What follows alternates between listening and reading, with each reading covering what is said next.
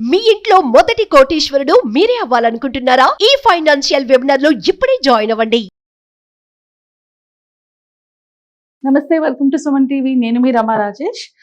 రీసెంట్గా నాకు ఒక కాల్ వచ్చింది వన్ ఆఫ్ మై క్లయింట్స్ దగ్గర నుంచి. ఆయన హోమ్ లోన్ ఇప్పుడు రేట్ ఆఫ్ రిటర్న్స్ పడుతున్నాయి కదా, సో హోమ్ లోన్ ఒక రేట్ నుంచి అంటే ఒక బ్యాంక్ నుంచి ఇంకో బ్యాంక్కి చేంజ్ చేసుకోవాలనుకున్నప్పుడు ఆ బ్యాంక్ వాళ్ళు అతన్ని పుష్ చేశారనమాట. మీరు కంపల్సరీగా హోమ్ లోన్ ఇన్సూరెన్స్ తీసుకోవాలి అని చెప్పేసి. సో ఆ హోమ్ లోన్ ఇన్సూరెన్స్ ప్రీమియం కూడా చాలా హై ఉండే.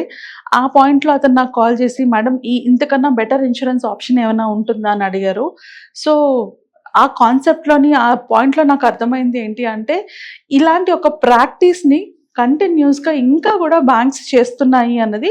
సో ఇవాళ మనం బ్యాంకుల్లోని లోన్ తీసుకునేటప్పుడు ఖచ్చితంగా ఇంకో ఇన్సూరెన్స్ ప్రోడక్ట్ కానీ, లేకపోతే లాకర్ తీసుకునేటప్పుడు కంపల్సరీగా మనం ఒక డిపాజిట్ కానీ ఇవి చెయ్యాలా వద్దా, అలా బ్యాంక్స్ మనని ఫోర్స్ చెయ్యొచ్చా లేదా, ఇది ఆర్బీఐ రూల్ ప్రకారంగా రైటా కాదా, దాని గురించి ఇవాళ ఇన్ డీటెయిల్గా తెలుసుకుందాము. ఎందుకంటే ఇది చాలా important.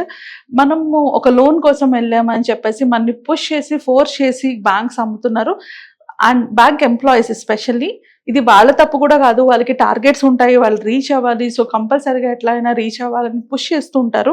But at the same time మన రెస్పాన్సిబిలిటీ కూడా ఇలాంటి సిచ్యువేషన్స్లో దాన్ని ఎలా హ్యాండిల్ చేయాలి, ఎలా మనం వాటి నుంచి తప్పించుకోవాలన్న పాయింట్ గురించి నేర్చుకుందాం.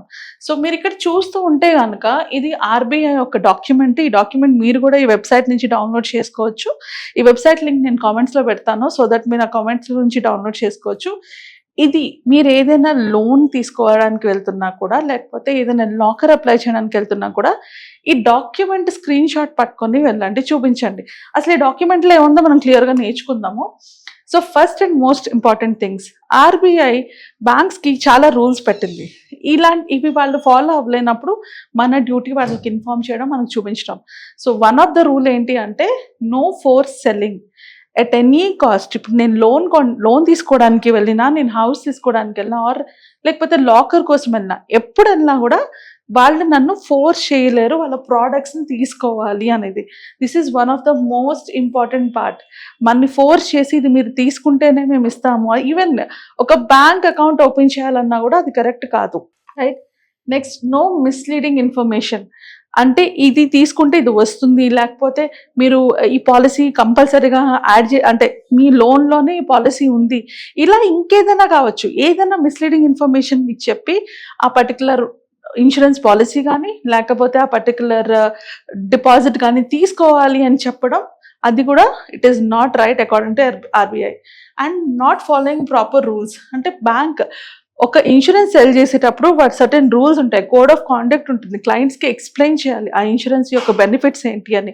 ఇప్పుడు చాలామంది బ్యాంక్ అకౌంట్స్లోని మనీ చూసి, మీకు ఇలాంటి పర్టికులర్ అంటే సేవింగ్స్ అకౌంట్లో మనీ ఉంది, దీని బదులు మీరు యూలిప్స్ తీసుకోండి అని చెప్తారు. లేదా ఎఫ్డీలో చాలామంది మనీ పెట్టుకుంటారు, ఎఫ్డీలో మీకు రిటర్న్స్ రావండి, దాన్ని యూలిప్స్ కింద తీసుకోండి, ఆర్ మ్యూచువల్ ఫండ్స్ పెట్టుకోండి, ఆర్ ఇన్సూరెన్స్ పెట్టుకోండి అని చెప్తుంటారు. ఇవన్నీ కూడా రైట్ కాదు. మిమ్మల్ని ఎడ్యుకేట్ చేయకుండా కనుక, వాళ్ళు మీకు అంటే ప్రాపర్గా ఇన్ఫర్మేషన్ ఇవ్వకుండా కనుక వాళ్ళు మీకు చెప్తుంటే, that is not right way of selling. Next, agent details. క్లియర్గా ఏజెంట్ డీటెయిల్స్ షేర్ చేయాలి మీతోని. అంటే ఏజెంట్ ఇంకెవరో ఉంటారు, బ్యాంక్లో ఒక ఎంప్లాయీ ఉంటారు, ఈ ఎంప్లాయీ ఆ ఏజెంట్ కోసం పనిచేస్తూ మీకు డీటెయిల్స్ అన్నీ ఎక్స్ప్లెయిన్ చేసి, మీరు ఓకే అన్నాక ఆ ఏజెంట్కి మిమ్మల్ని కనెక్ట్ చేస్తారు. సో అది కూడా కరెక్ట్ కాదు. ఒకవేళ ఏజెంట్కి కనెక్ట్ చేసే ముందు కూడా మీకు క్లారిటీ ఇవ్వాలి, ఈ పర్టికులర్ ఏజెంట్ ఇలాంటి బ్యాంక్లో ఉన్నారన్న ఒక క్లారిటీ మీకు ఇవ్వాలి. అండ్ అట్లానే నో రాంగ్ సెల్లింగ్ సొల్యూషన్స్. అంటే మీరు పెడుతున్న ఎఫ్డీ కన్నా ఇది కరెక్ట్, ఇది రాంగ్ అని రాంగ్ ప్రోడక్ట్స్ని, అంటే మిమ్మల్ని మీకు ఇన్ఫర్మేషన్ పూర్తిగా ఇవ్వకుండా. ఇప్పుడు ఫర్ ఎగ్జాంపుల్ మ్యూచువల్ ఫండ్సే ఉన్నాయి, మ్యూచువల్ ఫండ్ మార్కెట్ రిస్క్తో ఉంటాయి. సో మార్కెట్ రిస్క్ ఉంది అని చెప్పకుండా మీరు పెట్టుకుంటున్న ఎఫ్డీలోంచి తీసి మ్యూచువల్ ఫండ్స్లో పెట్టుకోండి అని చెప్పడం రైట్ కాదు. దీంట్లో ఉన్న రిస్క్స్ అన్ని కూడా క్లియర్గా ఎక్స్ప్లెయిన్ చేసిన తర్వాతే మీకు సజెషన్స్ ఇవ్వాలి. సో ఇలా ఏవైనా చూడకుండా కనుక బ్యాంక్స్లో కానీ, బ్యాంక్ ఎంప్లాయీస్ కానీ, ఏజెంట్స్ కానీ ఎవరైనా చేస్తే కనుక దిస్ ఈజ్ కంప్లీట్లీ ఇల్లీగల్, అంటే రైట్ కాదు. మనం దీన్ని వ్యతిరేకించవచ్చు. మనం ఇలా గనక మనకి ఏమైనా జరిగితే ఎట్లా మనం సేఫ్ గార్డ్ చేసుకోవాలో ముందు స్లైడ్స్లో చూద్దాం. సో ఫస్ట్ ఆఫ్ ఆల్, మీకు ఎవరైనా ఇలాంటి ప్రోడక్ట్స్ గురించి చెప్పినప్పుడు కీప్ ఆస్కింగ్ క్వశ్చన్స్.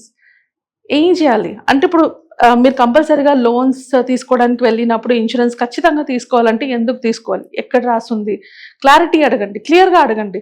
సో ఈ ఏజెంట్ చెప్తున్నారా, బ్యాంక్ మేనేజర్ కూడా అదే చెప్తున్నారా, ఇంకెవరైనా అదే చెప్తున్నారా, ఎక్కువ మీరు క్వశ్చన్స్ అడిగినప్పుడే మీకు అర్థమవుతాయి. అండ్ నెక్స్ట్ థింగ్, ఏది కూడా ప్రెషర్లో సైన్ చేయొద్దు. ఇంత దూరం వచ్చాను కదా ఇప్పుడు కరెక్ట్గా, వాళ్ళు ఎప్పుడు కూడా మీకు ముందుగా ఇన్ఫార్మ్ చేయరు. ప్రాసెస్ అంతా అయిపోయి మీకు అమౌంట్ చేతికి వచ్చే టైంకి, ఎస్పెషల్లీ హోమ్ లోన్లో అమౌంట్ చేతికి వచ్చే టైంకి they will put you in pressure. ఇప్పుడు మీకు అంతా అయిపోయింది, ఈ ఇన్సూరెన్స్ పాలసీ తీసుకుంటే మీ లోన్ ప్రాసెస్ అయిపోతుందని ఒక ప్రెషర్లో తీసుకొస్తారు. అలాంటి టైంలో అస్సలు చెయ్యొద్దు. ఒక 2 days టైం కావాలి, 1 day టైం కావాలి, టైం తీసుకోండి. ఆ ప్రాసెస్ అక్కడ బ్రేక్ చేయండి.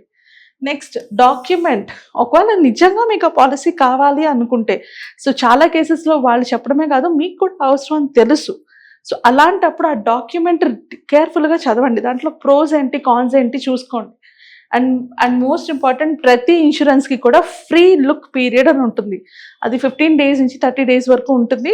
సో ఆ ఫ్రీ లుక్ పీరియడ్ అంటే మీరు ఒకవేళ పాలసీ తీసుకున్నా కూడా ఆ పాలసీ గురించి డీటెయిల్గా తెలుసుకోవడానికి 15 days ఉంటుంది.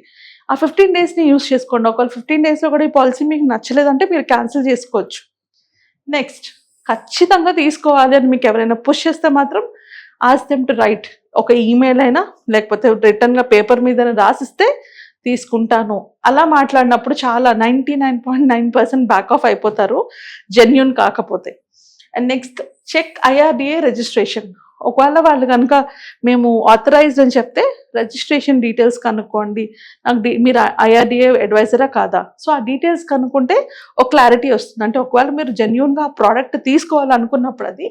అండ్ అలానే కంపేర్ విత్ అదర్ ఆప్షన్స్. ఖచ్చితంగా వాళ్ళు హోమ్ లోన్ ఇస్తున్నారు కాబట్టి వాళ్ళ దగ్గర ఇన్సూరెన్స్ తీసుకోవాల్సిన అవసరం లేదు.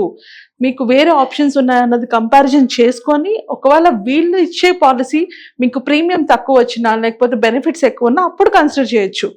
So compare with other options. And most important, get a second opinion or talk to your advisor. ఇలాంటి కేసెస్లోనే మీకు ఒక ఫైనాన్షియల్ అడ్వైజర్ చాలా హెల్ప్ అవుతారు. ఎందుకంటే ఎక్కువ బ్యాంక్స్ పుష్ చేసినప్పుడు మీరు మాట్లాడలేనప్పుడు మీ తరఫున ఒక అడ్వైజర్ అయితే క్లియర్గా మాట్లాడగలరు. సో అలాంటప్పుడు మీకు ఉన్న ఎవరైనా అడ్వైజర్ ఉంటే కనుక వాళ్ళకి కాల్ చేసి ఇది రైటా కాదా అన్నది తెలుసుకొని అప్పుడు ఇన్వెస్ట్ చేయండి. అంటే ఈ పర్టికులర్ పాలసీ ఏదైతే ఉందో ఇది కరెక్ట్ అయిందా కాదా తెలుసుకొని ఇన్వెస్ట్ అయితే చేసుకోండి, ఆర్ దాన్ని అయితే బై చేయండి. ఒకవేళ ఆల్రెడీ మేము పాలసీ తీసేసుకున్నాము, ఆల్రెడీ ఇలా మమ్మల్ని మోసం చేశారు, ఇప్పుడు మేము ఏం చేయాలి అంటే ఫస్ట్ ఇన్సూరర్ని, ఎవరైతే ఏ ఇన్సూరెన్స్ అయితే మీకు ఆల్రెడీ ఇచ్చారో ఆ ఇన్సూరర్ని కాంటాక్ట్ చేయండి. ఇది నాకు తెలియకుండా యాడ్ చేశారు, నా పర్మిషన్ లేకుండా యాడ్ చేశారు, లేదా నన్ను ఫోర్స్ చేసి యాడ్ చేశారు అని ఇన్సూరర్ని ఫస్ట్ కాంటాక్ట్ చేయాలి. వాళ్ళు గనక మీకు రెస్పాండ్ అవ్వకపోతే 15 daysలో వాళ్ళు రెస్పాండ్ అవ్వాలి, అది కంపల్సరీగా. 15 daysలో కనుక రెస్పాండ్ అవ్వకపోతే మీరు గ్రీవియల్ రీఅడ్రెసల్ ఆఫీసర్ GROకి మీరు ఎస్కలేట్ చేయాలన్నమాట. ఆ తర్వాత నెక్స్ట్ IRDA రెగ్యులేటర్కి ఎక్స్పోర్ట్ చేయొచ్చు. సో ఎలా చేయాలి అంటే వెబ్సైట్ ఉంది, ఈమెయిల్ ఉంది, టోల్ ఫ్రీ నెంబర్ ఉంది, వీటిలో దేనికైనా కనెక్ట్ అయ్యి చేయొచ్చు. అండ్ మీరు కనెక్ట్ అయ్యి మాట్లాడేటప్పుడు మీ మైండ్లో మీరు చెప్పాల్సిన మోస్ట్ ఇంపార్టెంట్ మిస్ సెల్లింగ్. వాళ్ళు మిస్ సెల్ చేశారు అన్న రిటర్న్ కంప్లైంట్ అయితే మీరు రాయాలి.